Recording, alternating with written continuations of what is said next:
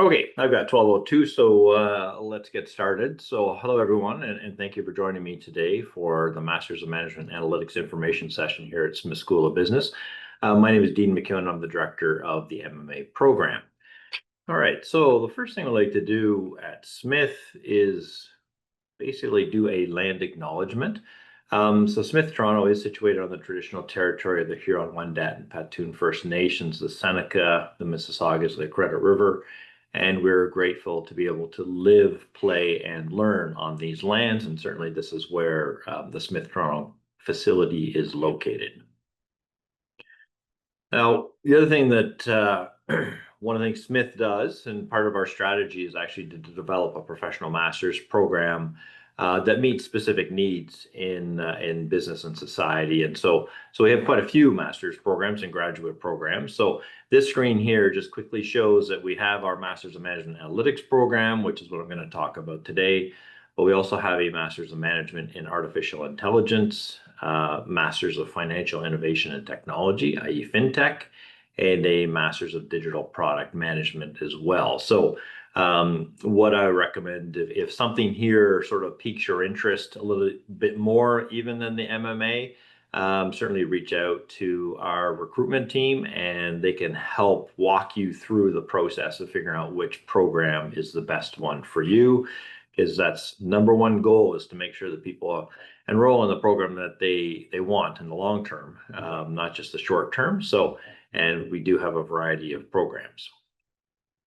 Now, what's the opportunity? So this is an interesting slide. So I've been using this slide actually for like over a decade. And as you can see, it's a testimonial from McKinsey in 2017.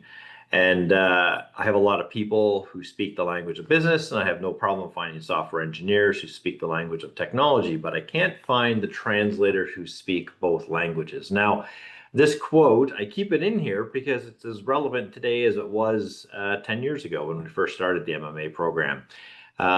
This demand is still there inside business. Now, one of the shifts that I've found or I've seen is that, 10 years ago, a lot of these, actually, I would say 12 years ago when we started the program, first graduating class was 2014, the people went on to the business side. And then there's been a shift where graduates of the MMA program really kind of went into the IT side, because IT started taking a bigger role in data management, data governance, and that sort of thing.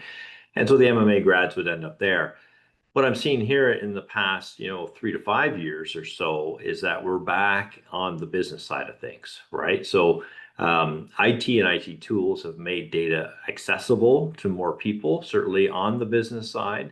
And so businesses and the business units want to be able to leverage data in their decision making. And so we're seeing MMA grads get back onto the business side of an organization and outside of IT. And certainly, that's what our program is really designed to do as well.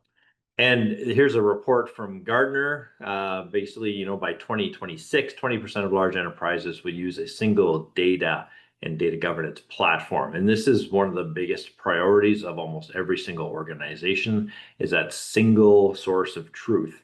And so they need people who understand data, but they also need people to understand data analytics and the tools, and getting to them really well prepared for artificial intelligence. Because AI does things very quickly, very well. But as we always have said, garbage in, garbage out. So if you've got bad data and you're building an AI system on either incomplete or bad data, then that AI system and that AI investment is going to be useless. So it's really important to think about the entire life cycle of solving business problems using technology and figuring out which technology is best. And so this is, again, a great opportunity for people to take the analytics program and to learn about this and to help their organizations. So in the program itself, we talk about 4 different types of analytics. So we have descriptive analytics, and that's sort of, what you're used to probably in your organizations. It's dashboards, right? Descriptive analytics is very important to understand the data that's coming into your organization, what has happened, right? This is basically the past, how many widgets did we produce this month? What kind of revenue did we see this month? That kind of thing. But as we know, right, what happened is great and it's very important information to have, but it doesn't tell you what's going on in the future. And so that's why, we have a specific course in predictive modeling, and predictive analytics is very important because it sort of uses that crystal ball to figure out what's going to happen, what will happen in the future. So if I produced X number of widgets in the month of September, same number of widgets in October and again in November. The problem with predictive analytics is that those models and again that data that goes in can change from month to month, right? Currency fluctuations, um, natural disasters, a whole bunch of different things, new competitors in the market. All those sorts of things can really mess with the way it has always happened in the past. And your model, if it doesn't include some of these other variables, then your model is going to fail as well. And so this is why we want to get into prescriptive analytics. And prescriptive analytics is really about how to make it happen or how to optimize your operations to make sure the outcome that you want can be had. Okay, so for example, if you're modeling it out and you're saying like, we've got demand that is through the roof for this particular widget, we can, manufacturing, we can put it in a third line to try to meet that demand, but it's not sustainable. We're going to have to think about building a factory. When you think about building a factory, right, that's going to take many, many years to actually come to fruition. And so this is where optimization of your business processes and your business really comes from. And using prescriptive analytics, which is a combination of understanding that descriptive data, using predictive models, but forcing change today to make sure you get an outcome later on. So one of the best examples of prescriptive analytics is what we call dynamic pricing. Dynamic pricing is what we'll see every time you try to book a hotel or book an airline ticket, for example. And we can use models, right, to understand how many people travel to a specific destination at a specific month or date. And we know that data for many, many years back. And we can also identify the costs associated with flying an airplane and what a ticket should cost. And we can manage in real time the supply and demand of those seats on a particular airplane. And of course, what you see then is that the price of that ticket goes up and down depending on that supply and demand and historical data.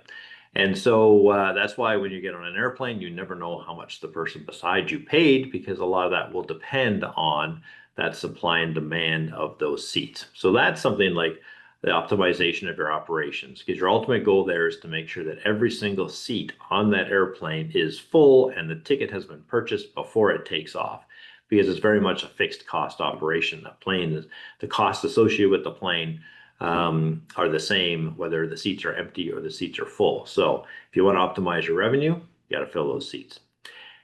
And of course, getting back to that same example of flight tickets, you can't have people getting involved in that situation. You need to develop a computerized system that analyzes the data, analyzes the supply and the demand in real time, and makes a very quick decision on the pricing of that seat in the milliseconds.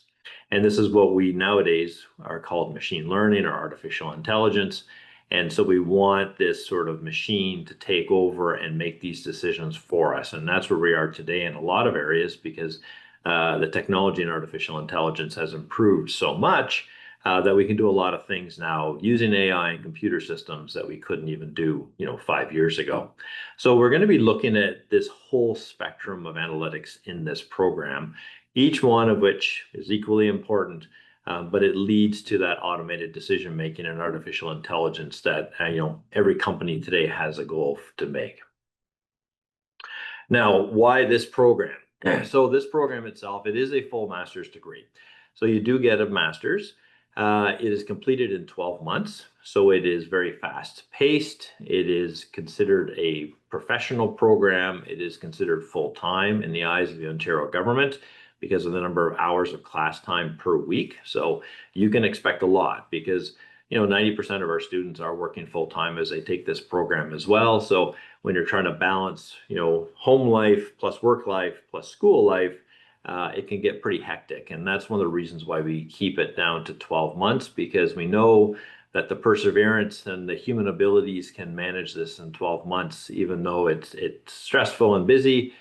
We know you can do it because we have several hundred graduates every single year doing this.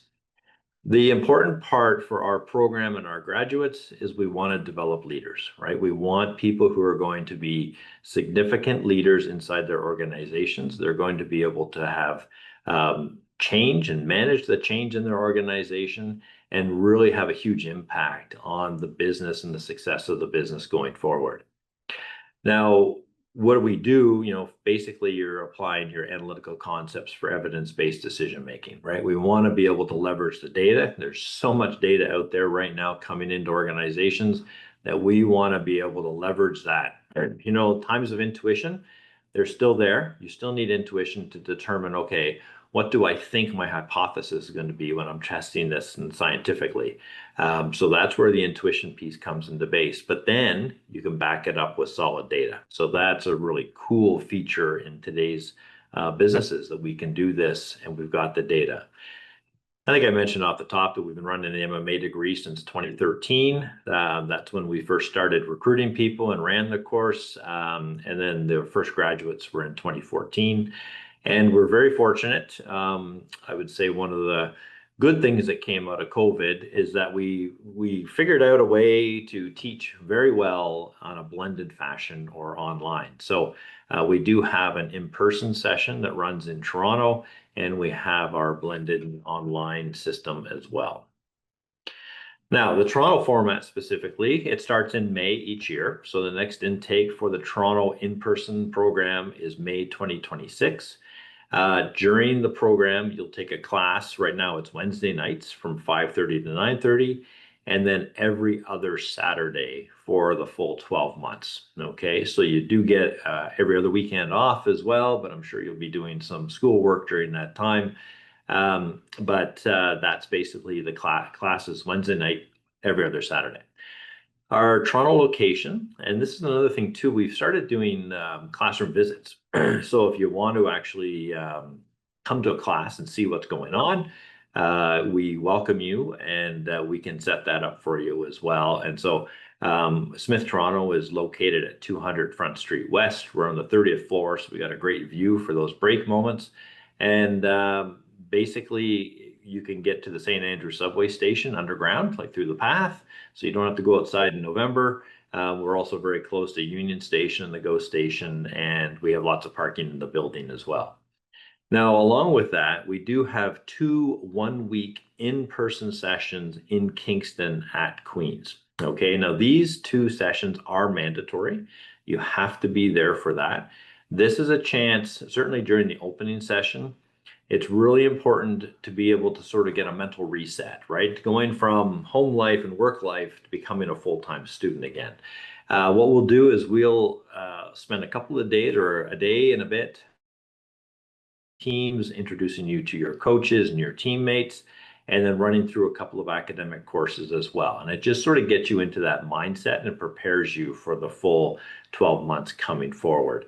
But as I said, it is mandatory. You do have to travel to Kingston to do this. Even if you're in the MMA blended program, you still have to come to Kingston.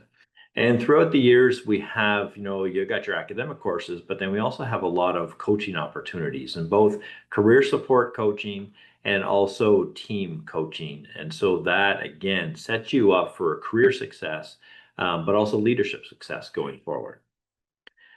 Now, along that, I mentioned we have the blended format. So what we do here, blended starts in January 2026. So that's the next intake. So we're actively recruiting for that class right now.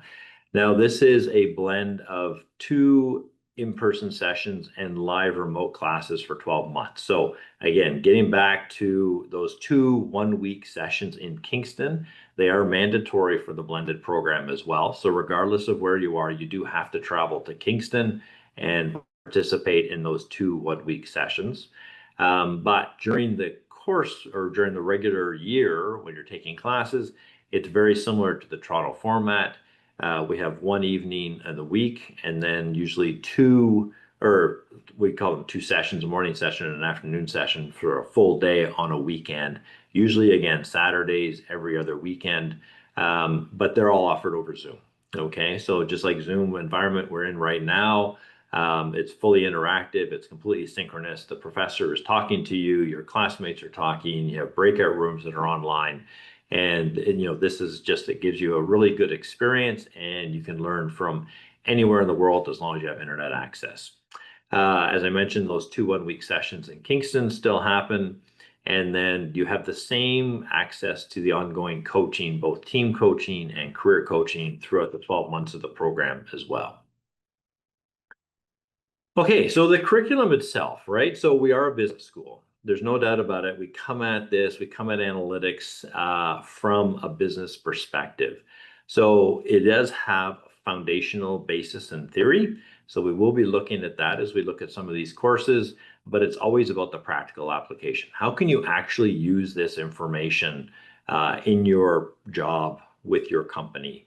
And this is a really important thing, because what you learn on, let's say, a Wednesday night, we want you to be able to take to the office Thursday morning and think about how you can apply that knowledge to your current job to make things better.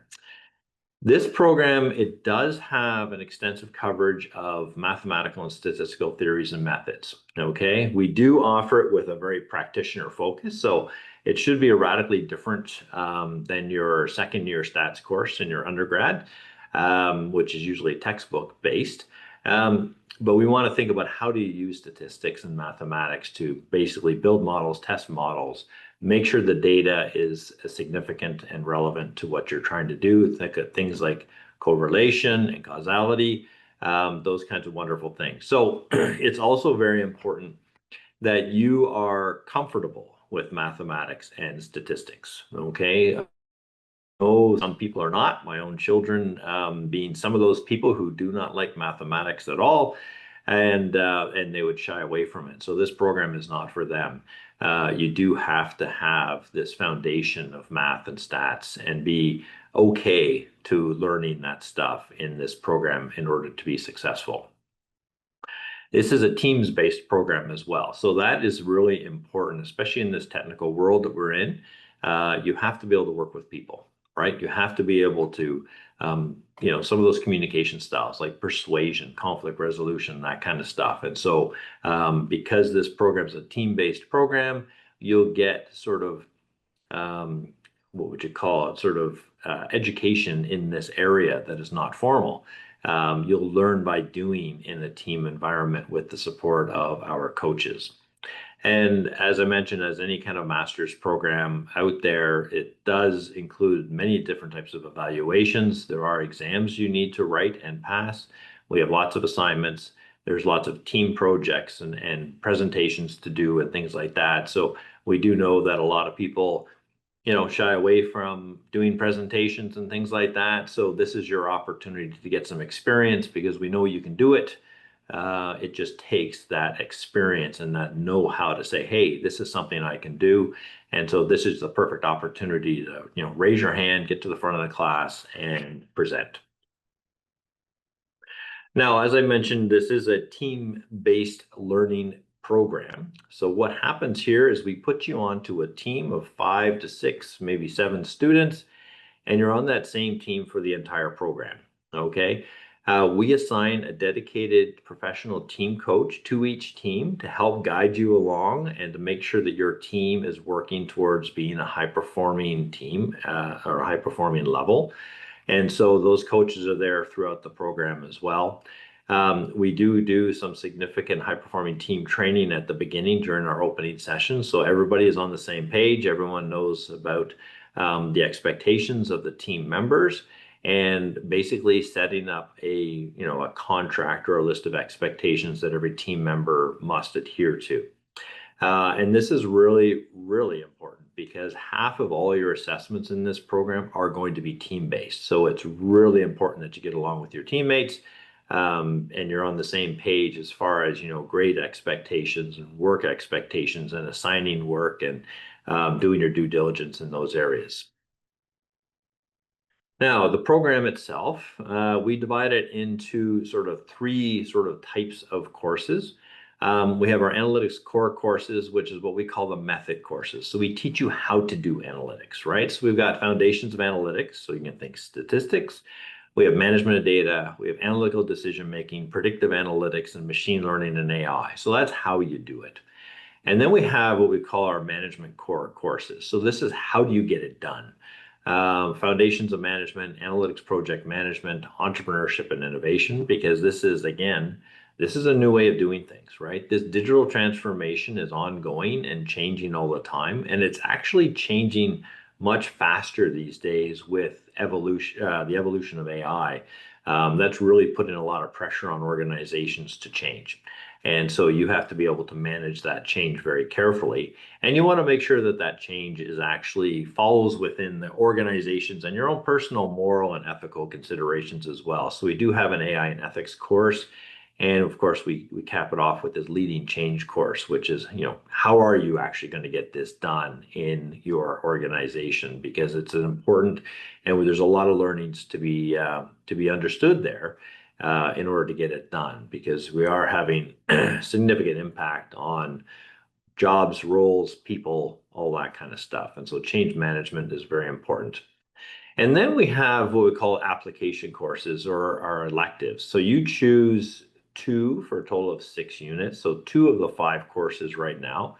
So depending on your sort of career aspirations or your current job, we have a course in operations and supply chain analytics. We have marketing analytics. We have financial markets. We have pricing analytics.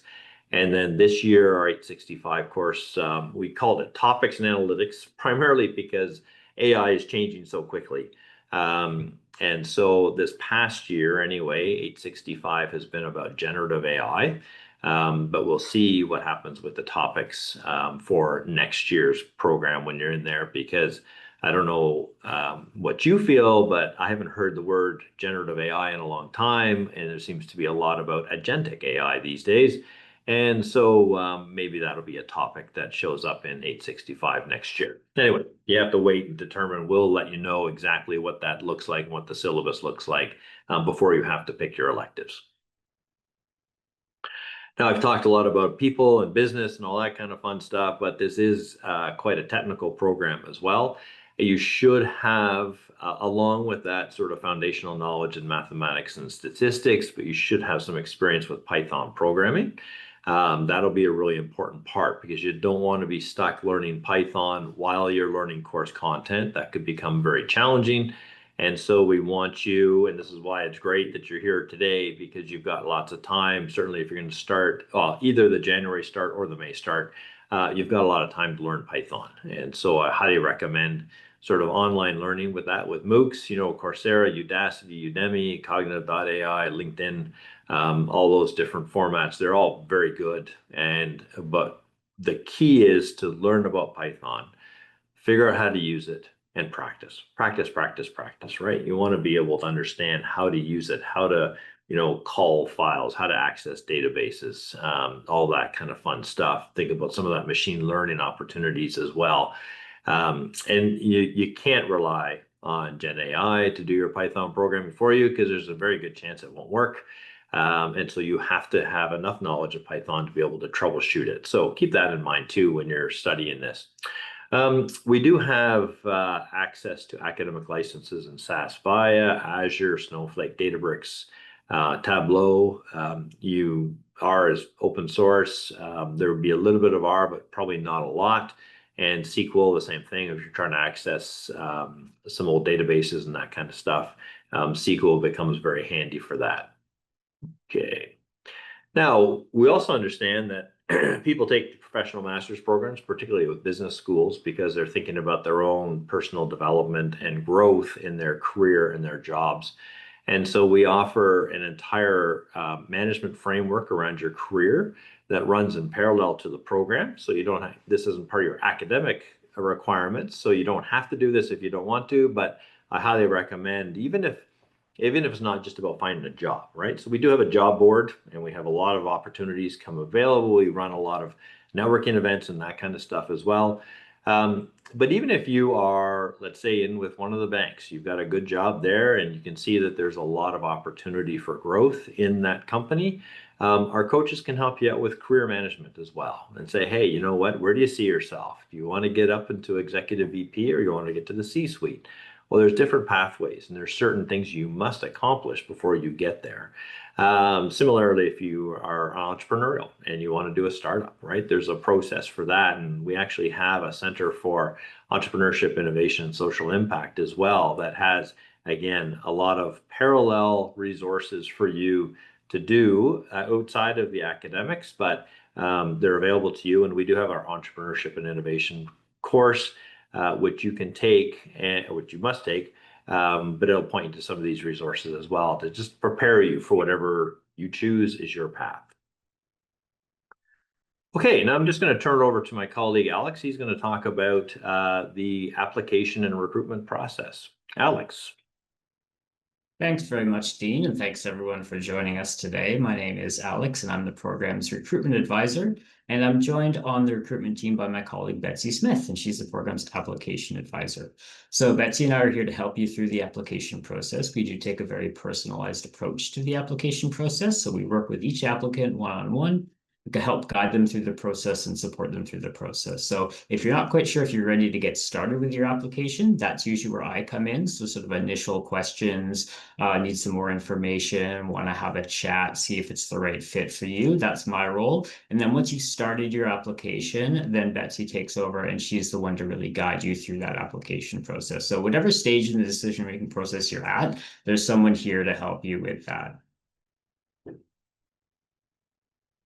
And in terms of how that works, so these are some of the things that we do. We're there to sort of help you at each step along the way. As I said, we're very happy to schedule one-on-one sessions with you. We can do calls, we can do video calls, phone calls, obviously email back and forth, answer those questions, provide that ongoing support. If you did want to schedule a call, you can reach out to us directly at any point, or if you can go on the website, the program's website, there's a few different forms there. So if you have a general question, there's a contact form. If you want to get a preliminary assessment, just to see if you're eligible, there's a check your eligibility form. If you want to request a virtual consultation, there's a form for that as well. And then finally, if you're really like, I'm excited, I'm ready to get my application started, there's the application form, right? So through the website, there's a myriad of ways to get in touch with us if you're not already in touch with us. And of course, you'll receive an email with the recording of this webinar from my email address as well. So you can always just hit respond to that and happy to start the conversation with you. Once we're in touch, then in terms of the way the application process works, we'll start with a copy of your resume and unofficial transcript. So if you're not quite sure if you're eligible, those are really the two documents that we need to review to give you some guidance on that. So don't feel like you have to try to figure out if you're eligible on your own or self-select out. We definitely don't want you to feel like, oh, I don't think I'm eligible, I'm not even going to try. We'd really rather have you get in touch with us, send us a copy of your documents, let us take a look, and then we can advise you further. There may be some additional courses we might recommend, but we're happy to have that conversation once we've been able to take a look at your resume and your unofficial transcript. And as I said, we're really on your team. We're on your side. We want to help you present as strong a case as possible to the admissions committee and really work towards success. A successful application is our goal. And then how do you go on to be a great, successful student in the program and have great success afterwards? So that's really what Betsy and I are here to do and here to help you work towards in the process. In terms of the application requirements and application items, so it is a full master's degree, so we do need a completed undergraduate degree. We will want to look at that transcript and look for, at least one statistics course or a math course covering linear regression and the applications of that. So if you haven't taken one of those courses, again, don't self-select out, just get in touch with us. Let us take a look at your transcript. We can advise you further. We'll look at GPA as well. Of course, we're a little bit more concerned with the relevant coursework. So again, if you haven't taken that many quant courses, you're not quite sure, just get in touch with us. Let us take a look and advise you. In terms of work experience, we typically say 2 years of relevant work experience as a minimum. We're a bit flexible. Again, there's always a bit of room for grace. So exceptional candidates with less than 2 years don't feel like, oh, this isn't the right program for me. We're really happy to have exceptional candidates get a shot in the program as well. So if you're a little bit under that 2-year mark, don't worry. Just let us take a look and we can advise you further.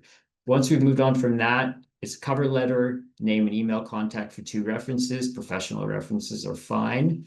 official transcripts. If your degree was completed outside of North America, we ask for a course-by-course WES assessment in lieu of the official transcript, and we can give you instructions on how to go about ordering a WES. Once we have all those pieces together, then we schedule an interview with one of the program directors. And after that, you will have completed the application process and you'll get your admissions decision. It is a rolling admissions. So we do receive applications. The application form is there on the website. It's essentially always open. So we do kind of review and receive applications on a rolling basis as they come in. But that being said, it really is important to try to get your application in and finished well in advance of the program start. So we do recommend sort of 3 months prior to the program start for domestic applicants, 4 months for international applicants. You want to give yourself lots of time to go through that application process, get your decision, give yourself, a couple of weeks to really decide if you want to accept that decision, that offer, and be enrolled. And then once you are enrolled, just prepping for the program, getting everything in order that you need to do, your finances, your schedule, etc. So getting started early is always our main advice. And again, if you're not sure if you're eligible, just reach out, get in touch with Betsy or I. And some of the other things that we do offer in terms of ongoing recruitment events. So in addition to just working with Betsy and I towards the application, we do lots of events to keep people engaged, get people engaged. We want to give people a way to see the program firsthand. So we've been doing class visits, as Dean mentioned, some in person, some online. Great opportunity to get a firsthand look at the program. Betsy and I can help you schedule those once we're in touch with you. Coffee chats, we have one coming up on November 3rd at Smith Toronto. So we're going to reach out mainly to applicants for that. But if you are someone who hasn't been in touch with us yet, Coffee chats is another way to come in, see the facility, meet the associate director, learn more about the program. Sometimes we do in-person info sessions. We do content webinars and different kinds of events at Smith Toronto. So lots of ways. It's great to come in, see the space, maybe meet some current students, get a firsthand look at the program. That's a great way to be engaged and really get a good sense of what the program really feels like, what it feels like to study at Smith Toronto. Final slide from me before I hand things back over to Dean and we head to the Q&A is the fun one. So this is the fees slides. You can see the fees for both domestic and international tuition listed there on the screen. These are all-inclusive fees, meaning they don't just cover the cost of your tuition, but also your books, your learning materials, your digital licenses, etc. They do cover meals and accommodations as well, just for those weeks of on-site sessions. So the on-site sessions that Dean mentioned in Kingston, when you're here, when you're on campus for those full-time weeks, your meals and accommodations are all taken care of, arranged for you, and paid for, including your program fees. But obviously for the remainder of the program, you're responsible for your own meals and accommodations, just for those on-site sessions. The default payment structure is an initial deposit, and then 3 installments over the course of the year. For Ontario-based students, the program is OSAP eligible. For international students, we have partnered with Empower and Prodigy for international student loans. And there are some scholarships as well. They're listed there on the website, and Betsy and I can provide more detail on the available scholarships, how to apply for those if an application is required, what the eligibility requirements are, etc. Okay, and so with that, I will pass things back over to Dean. Dean, back over to you. Perfect. Thanks a lot, Alex. And so a couple things. So usually when Alex takes over and starts talking about the recruitment process, I go in and check the Q&A to see if there's any questions. I didn't see any questions. Now I'm concerned that I didn't actually introduce the Q&A button to people at the beginning. So if you have any questions, please use the Q&A button. Pop in those questions now. If there's something that's very particular to you, Alex will probably answer that. And then if there's something that's pertaining to the greater group, then I'll answer that sort of at the end or right now, actually, basically. So please enter any kind of questions you have using the Q&A button in Zoom. This is my contact information. I'm happy to connect with you. That QR code connects with my LinkedIn. We do have a very vibrant community. Certainly a lot of, well, virtually all Smith MMA grads are connected with me on LinkedIn. And so there's a lot of opportunities, jobs, and all that kind of fun stuff as well. So highly recommend that you do that. And there we go. And so this QR code is to get you all set for connecting with our recruitment team, Alex and Betsy particularly. And then that way you can book, virtual consultations, classroom visits, all that kind of stuff by having a conversation with them. Again, an application, there's no fee to apply to our programs. And so, I encourage you to, try, right? Enter in your resume, and maybe a copy of an unofficial transcript is fine. And that can allow us to do a preliminary sort of assessment of your application. And again, have that conversation at the beginning, about which program is the right one for you. Okay, so now we'll take some questions. We're getting some questions in here now. Okay, could you please let us know the exact weeks that you'll be having in-person sessions for 2 intakes? I knew someone was going to ask me that question. So no, but if you talk to Alex, or our recruitment team, and they can get you those dates, certainly for January. I believe the dates for the first week in May have been set, but the second session there probably has not, but we'll give you lots of time. Okay, next question. Is it a prerequisite to know a programming language before applying? So not before applying, but you do have time to learn those languages as well. Python, hopefully you've had some sort of experience with programming in the past, maybe JavaScript or something like that, or HTML, just to understand the logic of what programming actually does. And then definitely you've got enough time. I think we used to recommend what we call a skill path or a learning path on Udemy. It was about, I think it was a data science skill path or machine learning skill path or something. And the whole thing was 54 hours. So that included Python, included architecture, it included case studies, a whole bunch of stuff. And so it took 54 hours. So you get that knowledge, right? Learn how to Python program. And then it's on to you to practice that and just to think about, okay, how can I get some data? What can I do here? How can I code? And then practice, practice, practice. So you've got some experience before you get into it. Like I said, it's not impossible, right, to join the program with no Python, but it will make it very difficult for you to learn Python while you're learning course content, especially right at the very beginning when we're looking at some of those data courses and stuff. And that's where you're going to be using the Python. And then Python gets carried out throughout the program. And quite honestly, it probably will get carried out throughout your career for the next little while. Because like I said, generative AI is great for generating Python code, but there's a very good chance it doesn't work or it doesn't do what you expect it to. So you've got to be able to understand Python to be able to go in and edit it and make sure it's right for what you want. Okay. And what's the percentage breakdown of the programming languages that we use throughout the course? Is it 90% Python? Can we get SAS certified via the program? So I would argue that it's probably 100% Python. Python will get you through it. There is a little bit of R or R opportunities if you want, but I don't think, from what I've seen from employers and things like that, it's all about Python. Can you get SAS certified? So there is a cost usually associated with SAS and SAS Via, and they do have training programs and things like that.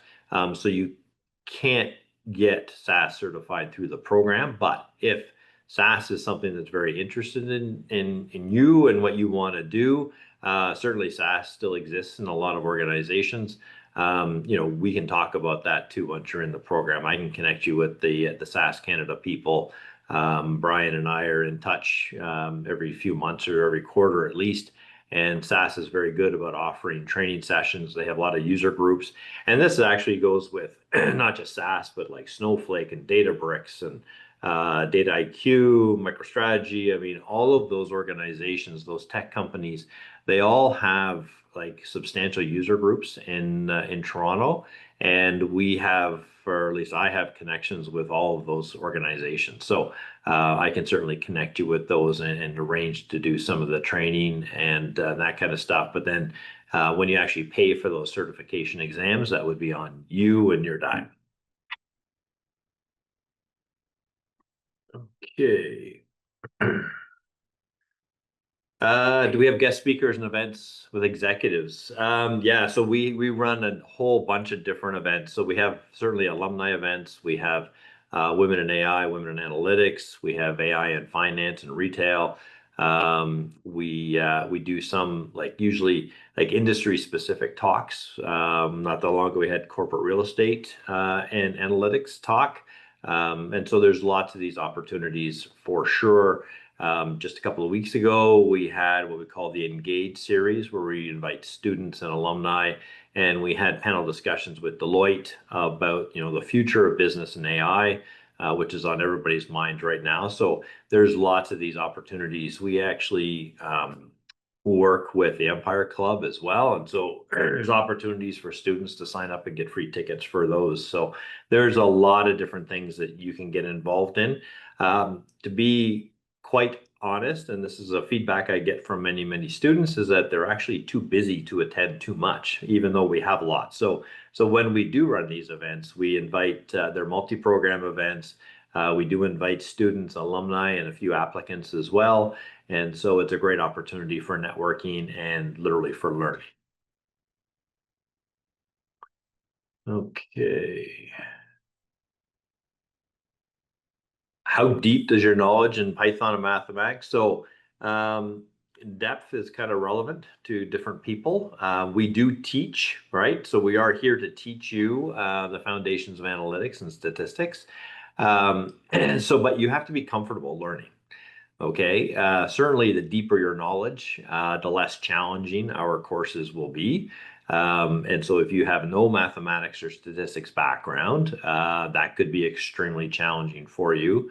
And so we don't want people to be that stressed out in the program, but we are here to teach you as well. So we'll take you to the depths that are required for the program. We just need you to be comfortable to learn it. The Python, though, like I said, practice the Python. Get in there, learn how to code Python, practice it, learn about, there's some cool tools out there like PyCaret, and Jupyter notebooks and that kind of stuff too that you'll be using. So get to know that knowledge piece for sure. And like I said, practice, practice, practice. How successful are graduates at securing new positions after the program? So basically, like I mentioned, we do have a full career management framework to support you if that's what you're looking for. If that's your goal is to get a different job or to pivot your industries. We do have quite a few people who are like accountants and engineers who are pivoting into analytics and certainly AI nowadays as well with machine learning. I can honestly say our graduates are very successful. We do have a lot of opportunities available to students to apply for. We have very strong connections with companies, so we get a nice big long list of jobs available as well. But I would put the word of caution. The program itself is going to give you the foundational knowledge and the ability, and it certainly is a huge badge of honor to have the MMA designation at the end of it. But getting a job is personal, right? It's about you. And so we'll provide you with the framework and the necessary knowledge and the learning and teaching on how to, develop your own brand, for example. But how you present yourself and how you develop that brand and making sure that that brand aligns with the position that has become available, that is on you. And that's a really important part of job searches today is making sure that you're applying for the right job at the right time with your skill set. And that's where you want to go. Now, as part of that, individual classes are very interactive, right? So you're going to be hearing not only from the professor, but you're going to hear from your fellow students as well. So one of the pieces of advice that I always give students in this program is to listen to what your fellow students are saying, right? Find out where they work, what kind of projects they work on, what kind of experiences that they've had. And then if it piques your interest, right? There's two ways. So one is going to scare the heck out of you. You're going to say, oh my gosh, I don't ever want to do that. I never want to work in that area. That's fine. But other people are going to say, ooh, wow, that sounds really cool. I wish I could work on that kind of a project. Reach out to that person, right? Whether you're online or in class, it doesn't matter. People are generally available for coffee chats or, at the washroom break or whatever. Just reach out to that person and say, wow, I loved what you said there. I'm really interested in that. And then that is what we call networking, right? And then once that person knows that you're interested in that kind of a role, and then if that role becomes available, you'll be at top of mind. So that's a really important way of thinking about that. But it does require you to be proactive. Excuse me. Um, Proactivity is the number one key to networking, right? You can't sit in a corner and wait for people to come to you. You have to get out there and reach out to people and make those connections. And that is, I would argue, one of the strongest or biggest strengths of business schools and business school programs is the ability to build out that network. And that is just, it's bar none. It's going to help you not just for the 6 months or the 12 months that you're looking for a job at the beginning, but throughout your entire career. So definitely keep that in mind. Be proactive, get out of your comfort zone, reach out to people and talk to them. And then the other way, of course, to find out about success is hop on LinkedIn. That's everybody's online resume right there. You can do a quick search for Queen's University, Smith School of Business, MMA degree, and you can just peruse the whole list of graduates that we've got in that program. You can see what year they took the program. You can see the jobs they've had before and after. You can see their undergraduate education. People are very free with their information these days. And so, again, highly recommend that you take a look and see if you see yourself, right? Somebody with the same sort of life sciences undergraduate degree, taking the MMA program. And LinkedIn makes it very easy to message people and, again, set up a coffee chat. Be proactive. Is there any way to cover any missing in-person class lessons? So yeah, some classes are recorded, some classes are not. There's no doubt about that. We definitely have an academic regulation that says you cannot miss more than 25% of a class. So that's blended and in person as well. So if you think about that, that is one Saturday, right? Because there's 4 Saturdays in a class. If you miss one, that's your 25%. So if you miss one and another one, then we have a violation of the academic regulations and you'll be speaking with me. And so it's really important that you don't. Part of the team-based learning, right, is you'll have a team. And hopefully if something happens in your life and you cannot attend that class, then you can have a team member who provides you with notes or talks about it. You can have a team meeting to go over what happened in that class and get all that information as well. Certainly, we have course websites as well, and each class is listed in the course website with the readings, the expectations, maybe some quizzes, all that kind of stuff is totally available to you. And if you still don't think you got enough information, just talk to the professor. It's really important if you are going to miss a class, you talk to the professor beforehand, let them know, and then talk to our program management team and let them know that you're not there either. Okay. What is the average class size of the program? So basically, the program is usually about somewhere between 50 and 70 students. And our classroom, put it this way, it seats 80 people, and so that's the maximum size it will be. But we're usually looking around 50. I think the current class right now is 54.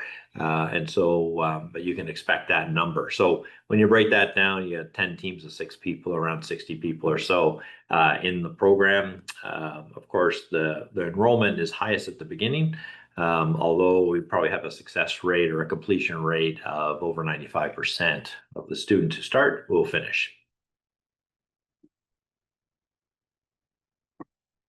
Okay, and I don't see any other questions coming in. So again, thank you very much. I definitely encourage you. This is a very popular program, so I definitely encourage you to reach out and start your application as quickly as possible. As I said, Alex and Betsy are here to help you and to have you present the strongest case. So when it gets to me, and we have an interview, we know that you're probably going to be successful in the program. And so that's a really important part. Alex and Betsy really make the application process very, very easy. So I encourage you to start it. And honestly, we do this rolling admissions thing. So, we've had people who've literally started and finished their application process in a week. The hard parts are getting the reference letters and getting official transcripts. Those are the things that take the longest. But other than that, we can get it in. And then what will happen is if the program itself gets full, then we do have a waiting list because a lot of things change at the last minute for a lot of people. And so we can run it off the waiting list and send out offers at that point too. Okay, so again, thank you very much for joining me today, and hopefully I'll see you at the next start of the MMA program. Bye-bye.